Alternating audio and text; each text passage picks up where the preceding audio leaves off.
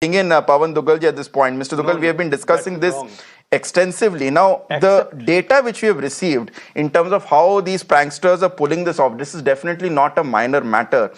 IP addresses initially directing us to European nations, then there is a VPN chain which has been brought in to ensure that further tracing is impossible. These are not the handiwork of minors, regular pranksters who keep calling and say bomb and then hang the phone. This indicates a level of sophistication which I don't think the government seems to be acknowledging. Well, you have to quickly realize that these set of events are distinctly different from earlier calls that we have received so far. When you have this quantum of hoax calls, clearly the focus is trying to target the sovereignty, security, and integrity of India, trying to tarnish the image of India in the eyes of the global community. And that's why we need to look at it much bigger angle and in a much bigger picture. I think these need to be wake-up calls. Some of the agencies are doing some remarkable work.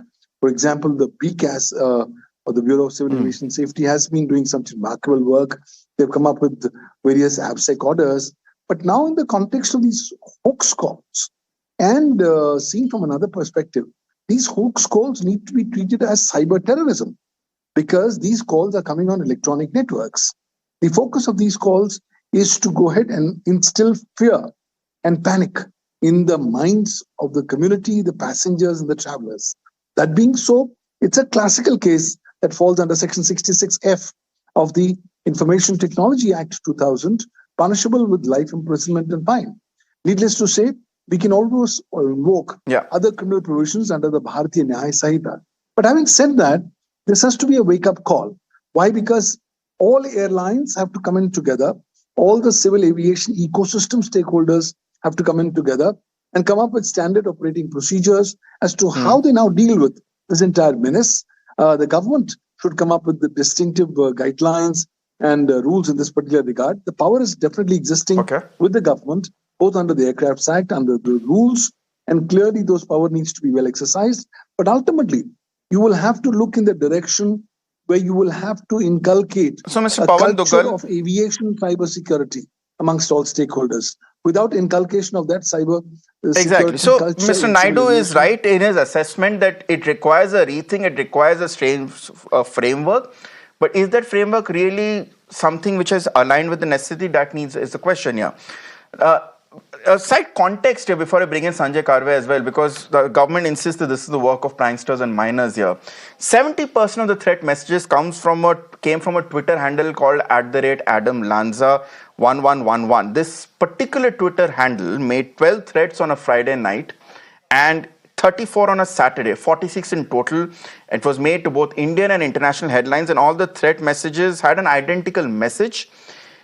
And this was then inactive on Saturday. Now, Adam Lanza is one of those infamous shooters in the United States in 2012 who shot down at least 20 children in a school.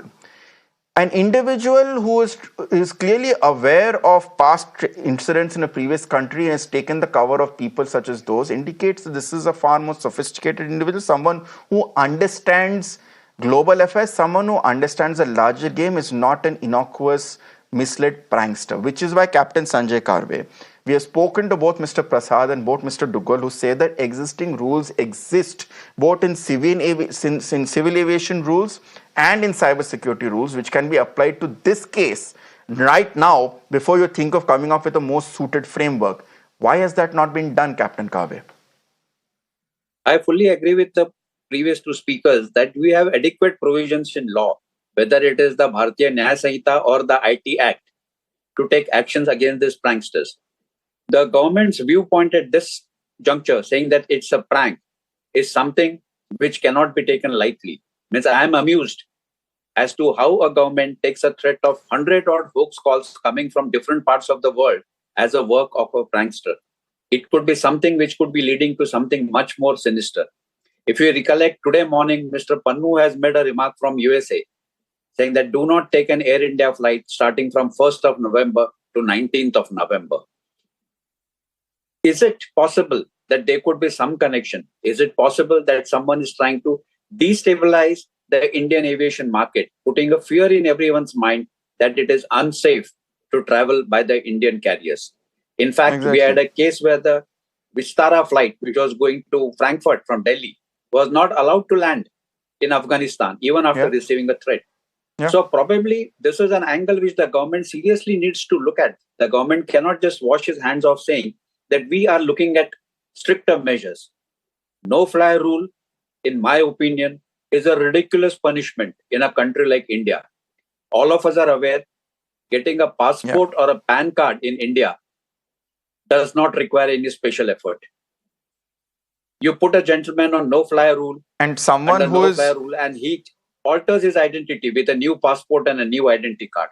Digi Yatra and is not someone who mandatory. can come up with multiple Twitter handles which make them almost impossible to be detected by the best of India's investigating agencies indicates that that person is well equipped to come up with different aliases at this point. The bottom line is, as most of our gentlemen have been saying for many days here, either it really is a case of minors, pranksters who have been completely bringing the system to its knees on the last 7 days, and that's a matter of shame. Chullu bar pani, if I may use that phrase for the aviation ministry, or it is something deeper, something insidious, which case, again, the question is, are we not taking it too lightly?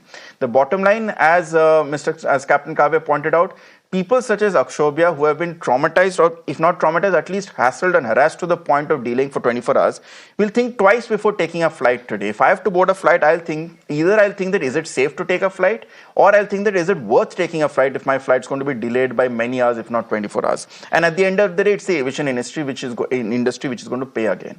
Thank you so much, gentlemen, for joining me. Akshobhya, Pawan Dugalji, Captain Karve, and Shada Prasad for joining us on this very short but quite illuminating debate here. We'll continue to focus because this, I feel, is the biggest issue concerning the country today.